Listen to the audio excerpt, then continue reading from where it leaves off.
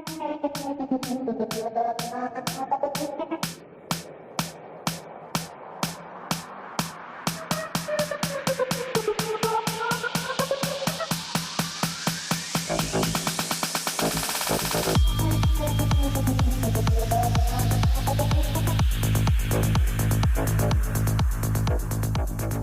back to my car cave. It's another throwback from Werk83, but this time it's an F1 model.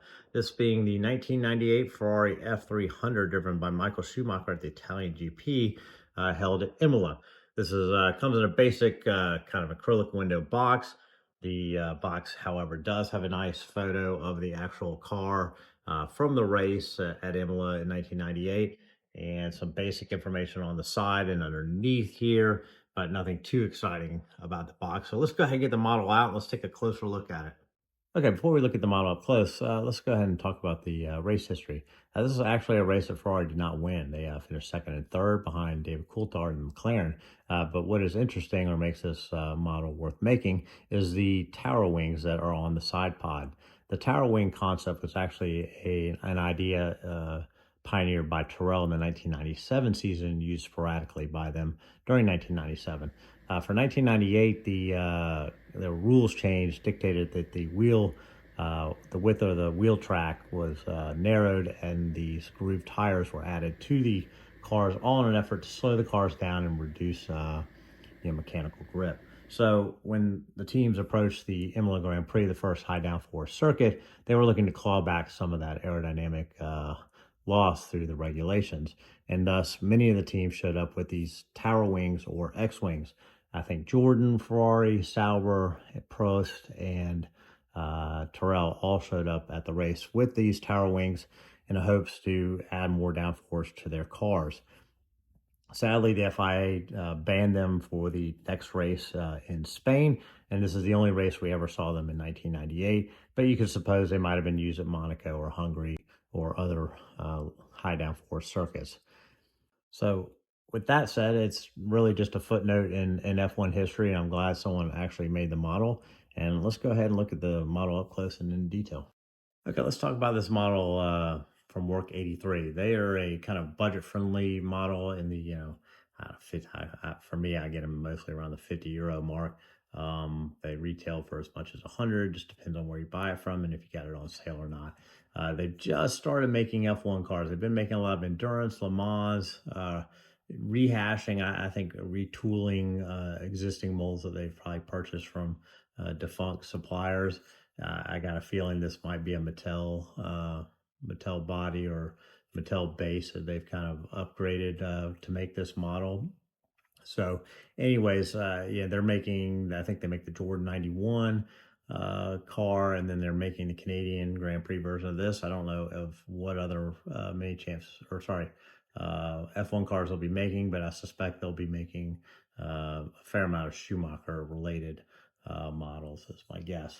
So, in terms of this model, it's a pretty decent model, definitely a decent model for what you're getting, or a nice model for what you're getting. I think the wheels, I like this nice shadow chrome. It's definitely an improvement over what Mini Champs did. The wheel nuts are definitely more of the modern style, so that's definitely an upgrade over the Mini Champs. The tires feel a little bit chunky and a little bit glossy, very reminiscent of Mattel from back in the day. So that's kind of, they don't look as bad in person as I thought they would, but they're just a little bit bloated in my opinion. Paint's nice and glossy. I don't feel like it's the right color. It's not as kind of day glow or marble red as the Mini Champs one behind me is. This is not quite Italian red. It's somewhere in between, and so it's just not right. But it's it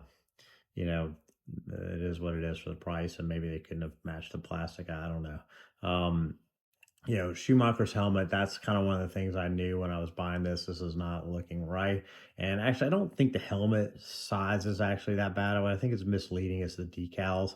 The marble decals are tiny, so you have this huge white space. I don't know if I can get around or get away with just adding bigger marble decals here, or if I need to re-decal the entire helmet.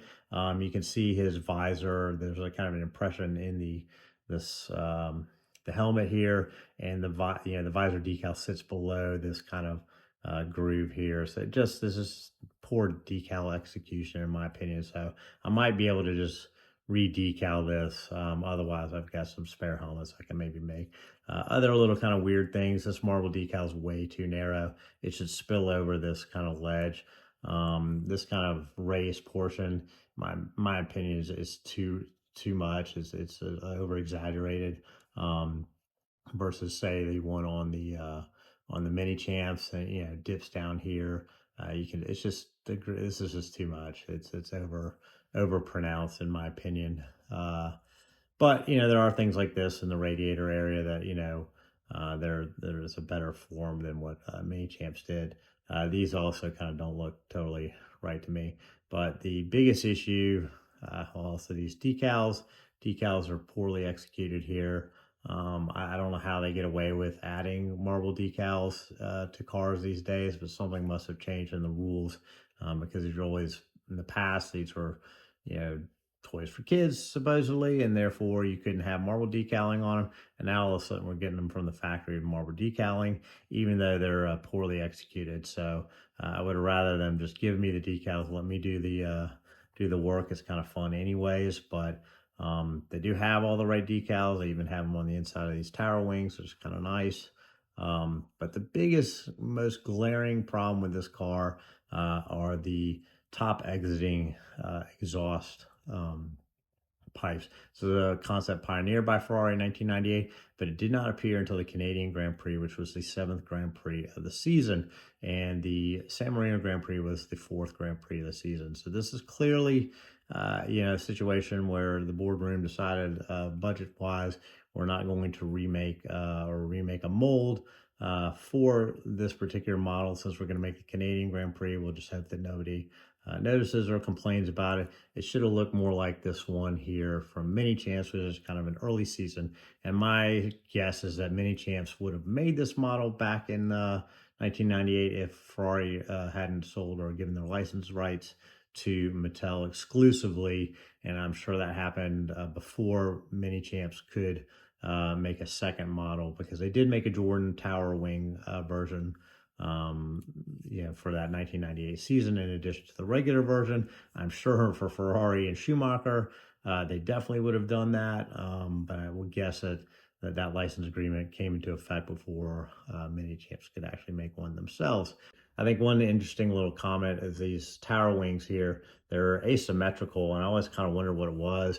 And now I kind of realize it's got to be to allow for the fueler to get access to the fuel entry or the fuel cap there. So they have this kind of carve out here, whereas, it's this ugly big tower, formation here. And you can see here, there's no way you're going to get in there, get the fuel rig on there. So I think that's why you have this kind of asymmetrical design from Ferrari. They're the only ones that kind of ran this concept. But anyways, unique car in F1 history. Happy to have one. The only way to have this before was on eBay. People had made these little kits and put them on, glued them on the Mini Champs one.